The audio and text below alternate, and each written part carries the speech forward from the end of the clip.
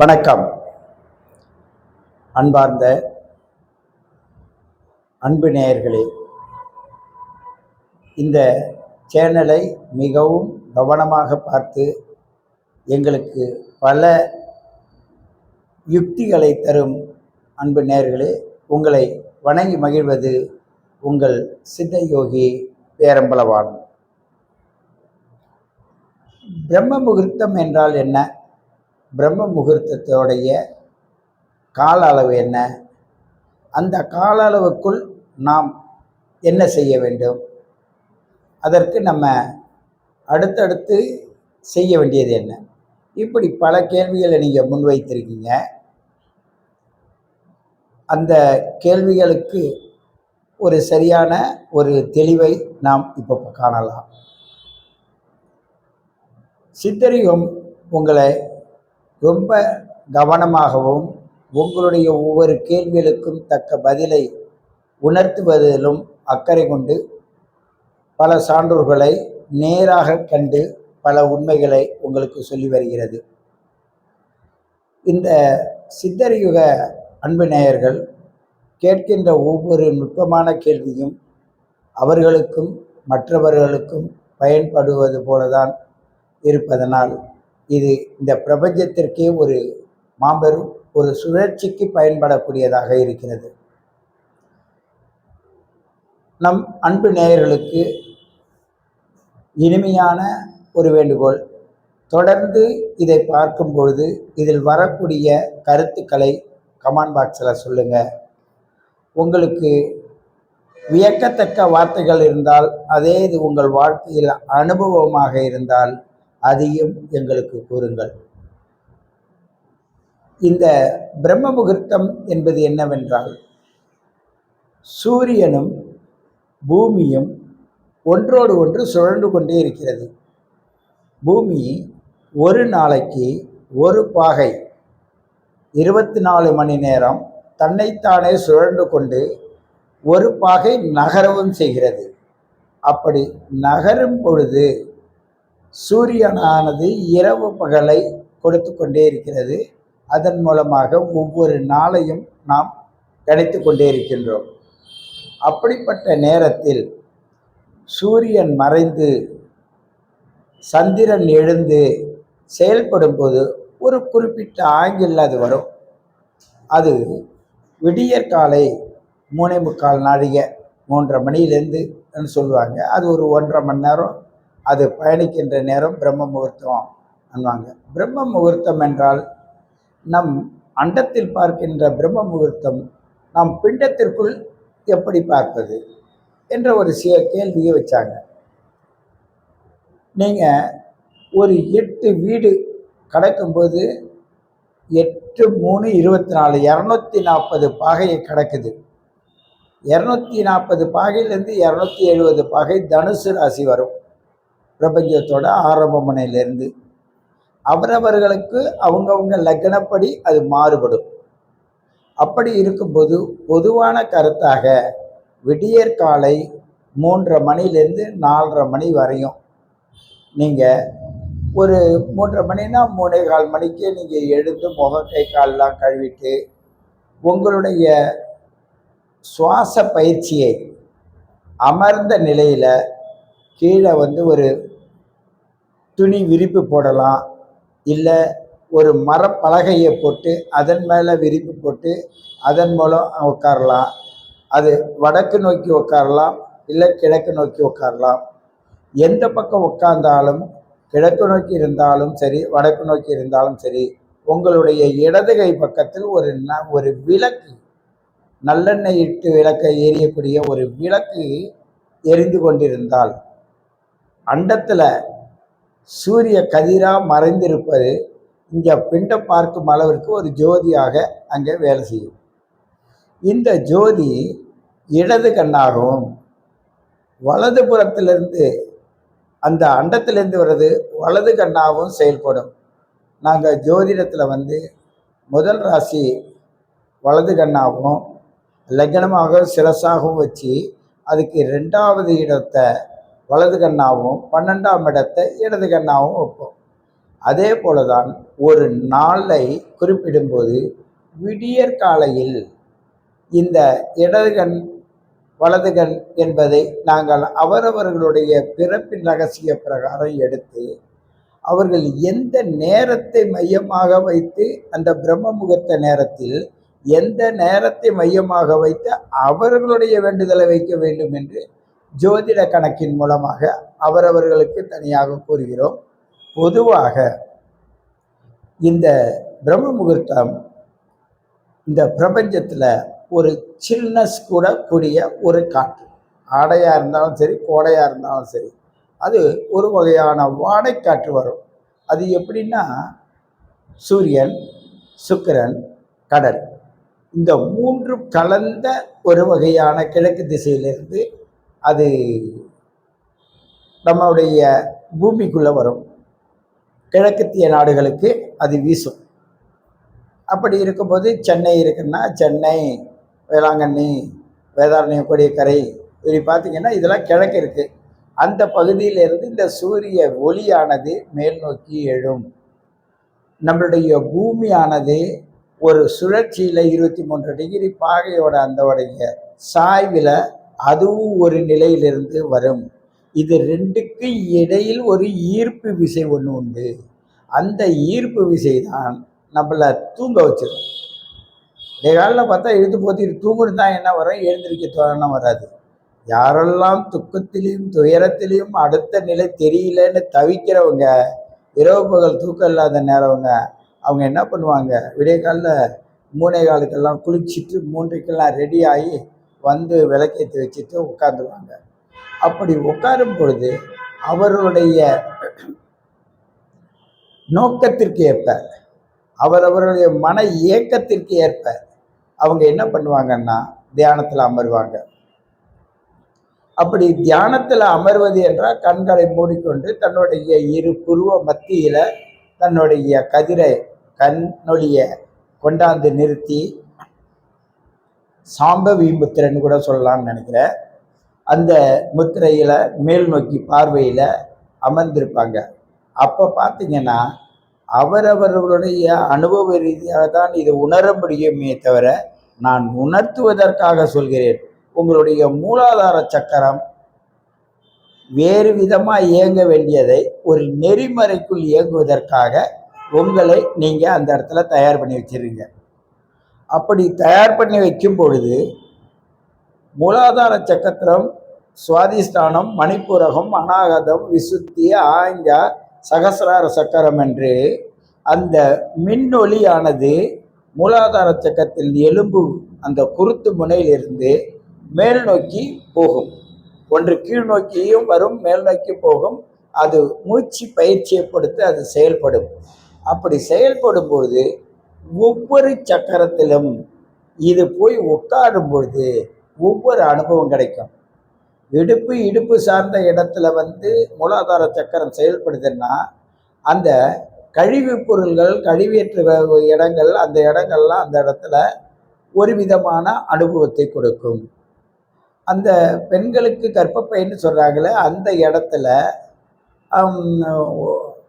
ஆண்களுக்கும் அதே மாதிரி உயிர் நாடின்னு சொல்லுவாங்க. அந்த இடத்துல இந்த சுவாதிஷ்டான சக்கரமானது செயல்படும். இது ரெண்டும் என்ன செய்யும்னா ஒரு மனிதனுடைய அழுக்கை, அவன் உடம்புல இருக்கிற தேவையற்ற அழுக்கை அது வெளியேற்றும். அதற்கு தான் இந்த சக்கராசை உணர்வதற்கு முன்னதாக காலைக்கடனை முடித்து விட்டு குளிச்சுட்டு காலைக்கடனை முடிச்சுட்டு தான் நம்ம இதில் உட்கார்ந்தால் தெளிவாக நீங்கள் உணர முடியும். அப்பொழுது உங்களுக்கு உங்கள் உடம்புல என்ன நிறை இருக்குங்கிறத உங்களுடைய நெத்தி புருவம் காட்டி கொடுத்துரும். அந்த இடம் அழுக்கு நிறைந்ததாகவும் உங்களுடைய மனநிலை எவ்வளோ இறுக்கத்தில் இருக்கோ அதை பொறுத்து அந்த மூலாதார சக்கரத்தோட நிலைப்பாட்டை அங்கே இருக்கிற சக்கராசி என்னன்னா உணர்ந்து அந்த சக்கராசி என்ன செய்யும், நம்மளுடைய உடலை எப்படி நெறிப்படுத்த வேணுமோ அப்படி நெறிப்படுத்தும். அங்கே ஒரு முக்கோண வடிவில் அங்கே ஒரு பாம்பு குட்டி இருக்குன்னு சொல்லுவாங்க, வாய்வு. அது அந்த வாய்வை நீங்கள் நெருங்கும் போது ஒரு ஸ்டிகர் வச்சு எப்படி வீணையையோ ஒரு கிட்டாரையை வாசிக்கிறாங்களோ அது மாதிரி அதுதான் உங்களுடைய ஸ்டிகர், அந்த முகநஜகரம். அதுக்குள்ளே தான் அந்த உயிரோட்டத்தினுடைய ஒரு அடிப்படை சுவாசம் அந்த இடத்துல இருக்கும். அது நம்மளுடைய உணர்வுகளையும் உணர்ச்சிகளையும் அந்த இடத்துல ஒருங்கிணைச்சு அதுக்கு தக்கவாறு தன்னுடைய நிலைப்பாட்டை பாம்பு வடிவில் அது வளைஞ்சு வளைஞ்சு வளைஞ்சு வளைஞ்சு நம்மளோட முதுகு தண்டு வடத்தில் ஏறி மேலே சகசிரார சக்கரை வரையும் அது ஏறி போகிறத நம்ம உணரலாம், அவங்கவுங்க அனுபவத்தை பொறுத்து. அப்பொழுது அந்த மூலாதார சக்கரம் என்றது சுவாதிஷ்டான சக்கரத்துக்கு வரும்பொழுது அங்கே ஒரு அற்புதமான இந்த பிரபஞ்சத்தோட ரகசியம் நடக்கும். அது விடிய காலில் 3:30 மணிக்கு. இந்த 3:45 நாழிகைன்ற 1.5 மணி நேரத்தில் பார்த்தீங்கன்னா அது 9 நுட்பமான பிரிவாக பிரிஞ்சு எந்தெந்த இடத்துல எந்தெந்த உறுப்புகள் இருக்கோ, கல்லீரல், கணையம், பித்தப்பை, இது மாதிரி இருக்க உள் உறுப்புகள் எல்லாம் அது இயக்கிற விதத்தை நீங்கள் உணர்ந்தால் தெரியும். அது ஆன்மீகவாதிகளுடைய அதிக பயிற்சியில் இருப்பவர்களும் பயிற்சியை உணர்ந்து கொண்டிருப்பவர்களும் அதை தேடுபவர்களுக்கு தான் அது தெரியும். பொதுவாக நான் சொல்லும்போது தெரியாது. ஏன் தெரியாதுன்னா இது உணர்கிற விஷயம். நான் உணர்த்தலாம், ஆனால் நீங்கள் உணர்ந்தால்தான் அது தெரியும்.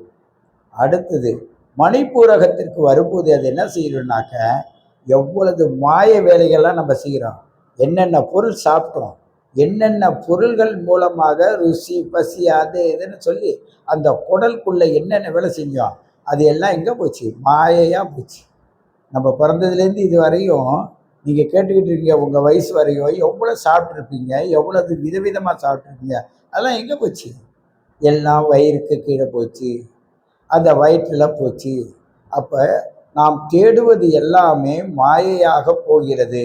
அந்த மாயையில் என்ன ஒரு விஷயம் நடக்கிறதுனா நல்ல பொருள்கள் என்று சொல்லக்கூடிய அந்த வெள்ளனும் சிவப்பனும் கலந்த இரத்த ஓட்டத்திற்கு வேண்டிய வாயுவோடு சேர்ந்த மூச்சு காற்றோடு சேர்ந்த அந்த அணு ஆற்றலானது மேல் நோக்கி போகிறது, மற்ற கழிவுகள் கீழ் நோக்கி போகிறது. ஆகினால் மணிப்பூரகம் வரையும் ஒரு செயல்திறன் கொண்டது. அதை தான் நம சிவாய என்ற ஒரு வார்த்தையின் மூலம் நம்முடைய மாயை அதோட நிறுத்துவாங்க. அங்கே சுவாதிஷ்டானத்தை காட்ட மாட்டாங்க. ஏன்னு கேட்டால் அது ஒரு வகையான சூட்சமம். அந்த சூட்சமம் தனிப்பட்ட நபர்களுக்கு தேவைன்னா அவங்க கூப்பிட்டு என்ன கேட்கலாமே தவிர அது வெளிப்படையாக நான் சொல்ல முடியாது. ஏன்னா அவங்கவுங்க ஜாதக ரீதியாக தான் அது உணர முடியும். பொதுப்படையாக சொல்லலாம். அந்த பொதுப்படை என்பது நிறைய பேருக்கு ஒத்து வராது. ஆகினால் சொல்லுவது எடுபடாது. உங்களுடைய date of birth, time of birth, place of birth கொடுத்து அதன் மூலமாக என்னுடைய சூட்சும ரகசியங்களை சொல்லணும் போது அப்போ தான் அந்த 3:15 மணிக்கு பிறகு 3லேருந்து 4:15 மணி 4:30 மணிக்குள்ள அங்கே பிரபஞ்சத்தோடு நீங்கள் எப்படி இணைஞ்சி அதோட எப்படி பயணிக்கணுன்ற ஒரு நுட்பம் உங்கள் ஜாதக கட்டத்தில் உள்ள கிரகத்தின் மூலமாக அது தூண்டப்படுதா, அந்த நெகட்டிவ் பாயிண்ட்டை கொடுக்குதான்றது பார்த்து தான் அதை சொல்லணும். இது அவரவர்களுக்கு மாறும். பொதுப்படையான விஷயம் பிரபஞ்ச நேரம் அது சொல்லுவோம். ராத்திரியில் பிறந்தவங்க இருக்காங்க, பகலில் பிறந்தவங்க இருக்காங்க, மதியானத்தில் பிறந்தவங்க இருக்காங்க. இப்படி அவங்க பிறப்பிற்கு ஏற்றாற்போல் அந்த பிரபஞ்ச ரகசியமும் சில இடங்கள்லாம் மாறுதுன்றது அனுபவபூர்வமாக பலர்களிடம் நான் கண்டதை உங்களுக்கு சொல்கிறேன். மணிப்பூரகம் வந்த பிறகு நாம் என்ன பண்ணுறோன்னாக்க அநாகதத்துக்கு வரோம். அநாகதத்துக்கு வரும்போது அங்கே என்ன பண்ணுறதுன்னா வரக்கூடிய காற்றுகளை உள்வாங்கி நம்மளுடைய சுவாசத்தின் மூலமாக இரத்தத்தில் கலந்து இரத்தத்தின் மூலமாக உடலின் பகுதிகள் அனைத்தையும் அது சுழன்று அங்கே உள்ள பழைய அழுக்குகளை வெளியேற்றிவிட்டு புதுசாக இது உள்ளே நுழைஞ்சு அணுக்கள் சாகாத அளவுக்கு அது பார்த்துக்குது. இந்த நுட்பமான விஷயங்களை சொல்லி தருவதுதான் ஆன்மீகம். அந்த ஆன்மீகம் எப்படியெல்லாம் செயல்படுது நுட்பத்தை கண்டறிவதற்காக உருவானது தான் இந்த சேனல். இந்த ஆன்மீக தேடல் உள்ள நண்பர்களுக்கும் அமைதி இல்லாத அலைந்து திரிபவர்களுக்கும் இந்த ஆன்மீக சேனலை நீங்கள் பார்க்கும்போது உங்களுடைய பிரச்சனை எதை சார்ந்தது, அது ஆன்மீகத்தை சார்ந்ததா, நம்மளுடைய கர்மாவை சார்ந்ததா, கர்மாவை சார்ந்தது ஜோதிடத்தின் மூலமாக பெற்று அதன் மூலமாக அதை திருத்திக் கொள்வது. ஆனால் இயற்கையில் இருப்பது கூட பயணிப்பதற்கு அது வழிகாட்டும். அப்படிப்பட்ட ஒரு நுட்பத்தை தான் அங்கே அநாகதம் எடுத்து சொல்லும். அந்த அநாகதம் என்பதற்கு மேலே விசுத்தி.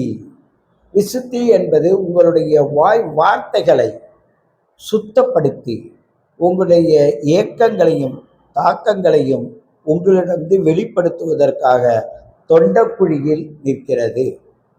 அநாதகம் நம்மளுடைய நெஞ்சுக்குழியில் இருக்கிறது. தொண்டக்குழி, நெஞ்சுக்குழி. இதை தான் நீங்கள் கேள்விப்பட்டிருப்பீங்க. சிவசிவா சிவசிவா, சிவைய நமன்னு கேள்விப்பட்டிருப்பீங்க. நமசிவாயா என்று கேள்விப்பட்டிருப்பீங்க. நானா மானா என்பது மூலாதார சக்கரமும் இந்த மாயைக்கு வரிய இடத்துல வந்துடும். தொப்புள் கொடியோட முடிஞ்சிடாது. இது சிவ. நம்மளுடைய நெஞ்சுக்குழியும் நம்மளுடைய தொண்டைக்குழியும் சிவ. நம்மளுடைய ஞானத்தின் நியாயத்தை உணர்த்துவதற்காக புருவ மத்தியில் இருப்பது யானா என்று சொல்லக்கூடியது. அந்த சிவய, இந்த சிவய நம. ஒருவர் ஆன்மீகத்தில் மேல் நோக்கி சென்று விட்டால் அவர்கள் சிவசிவா என்று சொல்வார்கள். சிவய சிவ, சிவய சிவ, சிவய சிவன்னு சொல்லுவாங்க மேல் நோக்கி சென்றவர்கள். இவர்கள் இந்த பூலோகத்திலேயே உழண்டு கொண்டிருக்கிறார்கள் என்றால் நமசிவாயா நமசிவாயா நமசிவாயா என்று சொல்வார்கள்.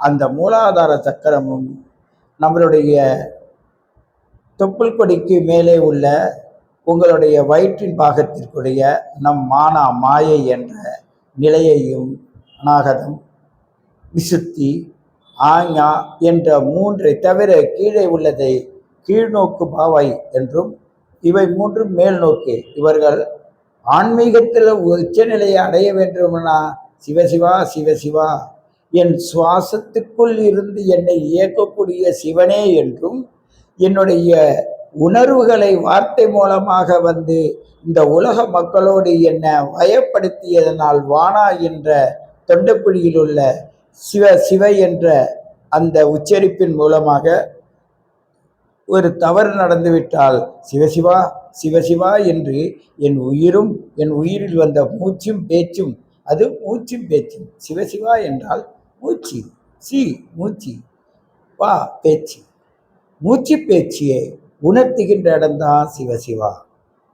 சிவைய சிவ, சிவைய சிவ என்றால் என்னுடைய எல்லா கர்ம வினையும் தீர்ந்து, என்னுடைய கர்ம வினைகள் என்னோடு ஒட்டாது, என்னுடைய இரத்தத்தில் உள்ள அந்த அழுக்கெல்லாம் சென்று தூய்மையான இரத்தத்தோடு நம்மளுடைய அண்ட சராசரத்தில் உள்ள அதற்கு மேலே ஒவ்வொரு ஸ்டெப்புக்கு மேலே மேலே போகுது.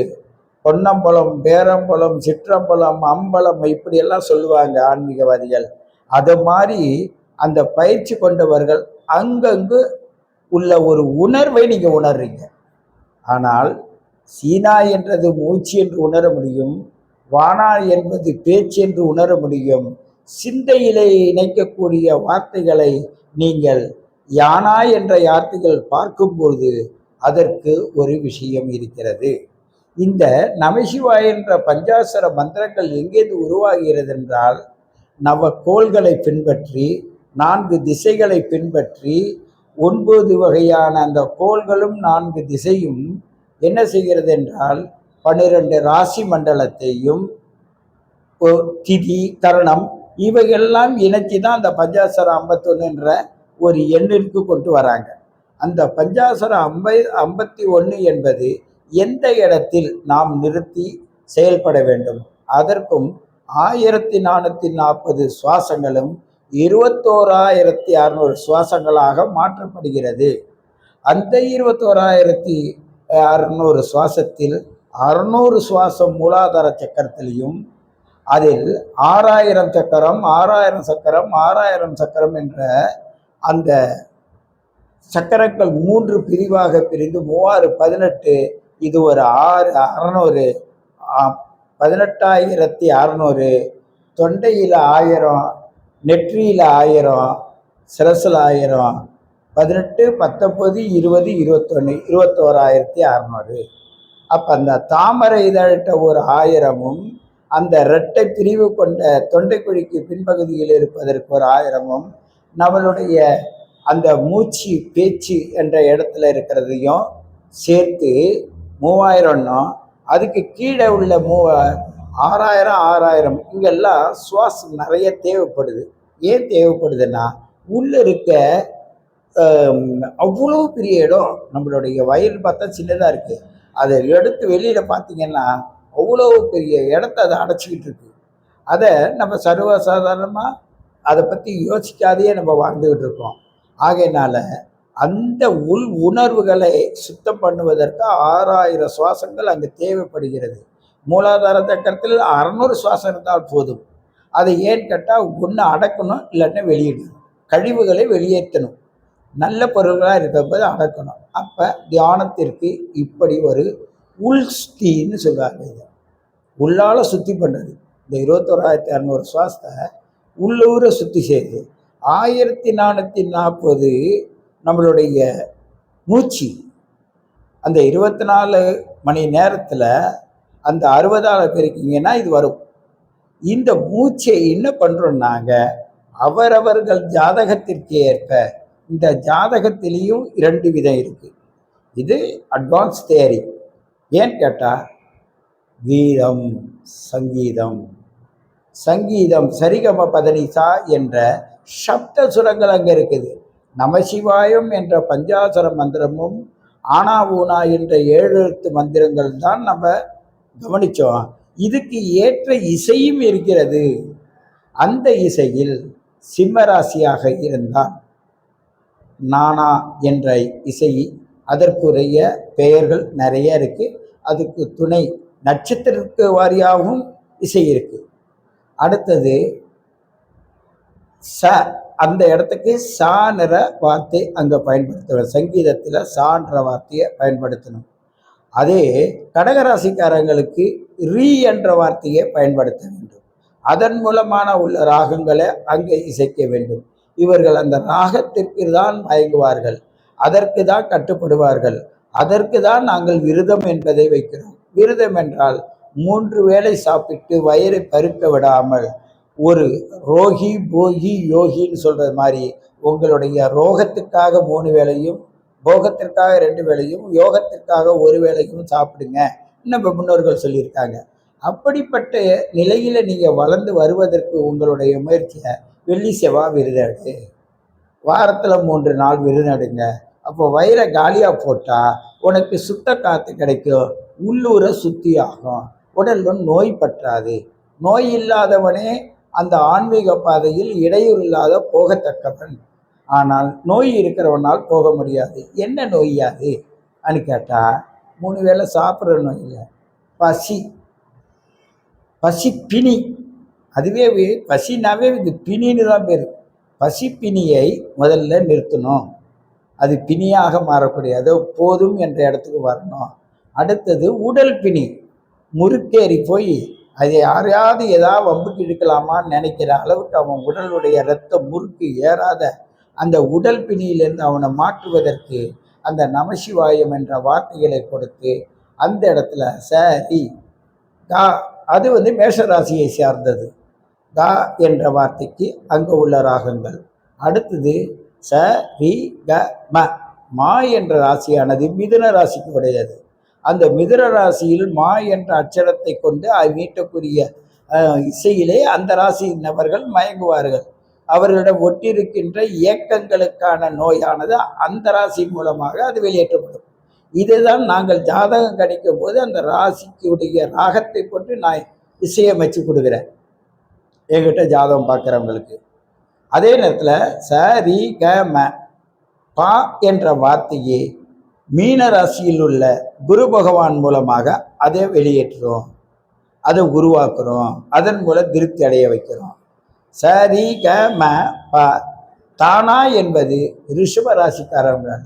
தா அங்கே பாருங்க, தா அதே கேட்குது பாருங்க, தா. அப்போ ரிஷபராசி நேயர்கள் பொருளாதாரத்தை தா தா இவங்கெல்லாம் வேண்டுறதுக்கு போனாங்கன்னா சாமிகிட்ட போனால் எனக்கு அது வேணும் இது வேணும்னு கேட்பாங்க. அதை எப்படி கேட்கணுன்ற முறையை வகுத்து தருவதுதான் தா. சரி க ம ப த, அங்க தா. அடுத்தது நீ. அதே நீ எங்க வருதுன்னா கும்பராசிக்குடைய சனி பகவானுக்காக வருகிறது. இப்ப சரிகம பதனிதா என்ற அந்த மூல மந்திரத்திற்குடைய ராகங்களும் அதுல வருது.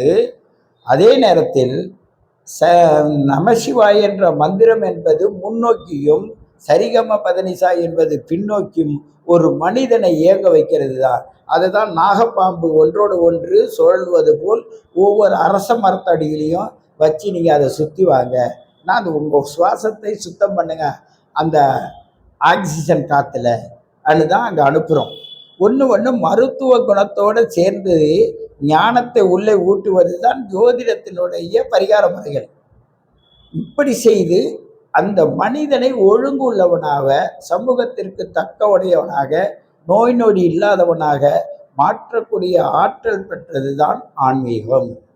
ஆகையினால் இப்பிறப்பில் பிறந்தது பெரிதல்ல, மானிட பிறப்பது பெரிதல்ல. அதில் நோய் நொடி அதாவது பேடு குருடு செவிடு பேடின்றி பிறத்தல் அரிது, அரிதறிது மானிடராய் பிறத்தல் அரிது என்று அவையார் சொன்னது போல, இந்த பிறவியை தக்க வைத்துக் கொள்வதற்கு விநாயகன் என்ற ஒரு உத்தமனையும், முருகன் என்ற ஒரு சத்தியவானையும், சிவன் என்ற ஒரு சாந்த ரூபத்தையும், சக்தி என்ற ஒரு அஸ்வரூபத்தையும் இவை எல்லாம் இழுத்து கட்டக்கூடிய அறிவு என்ற மகாவிஷ்ணுவும் இணைந்த ஒரு மனிதன் ஆன்மீகத்திற்குள் செல்லும் பொழுது ஆத்ம சுத்தி பெற்று மெய்ஞானத்தை உணர்ந்து அவனுடைய சுவீட்சமான அந்தரங்க அந்த ஆன்மா பேரொளியாக மாறி அண்ட சராசரங்களில் எந்த நேரமும் எந்த இடத்திலும் சுழலுவதற்கான வழிவகைகளை வகுப்பதுதான் இந்த ஆன்மீகம். அதற்கு வழிகாட்டுவதுதான் ஜோதிடம் என்று கூறிக்கொண்டு உங்களை மீண்டும் சந்திக்கிறேன். உங்கள் சித்தயோகி பேரம்பளவாணன்.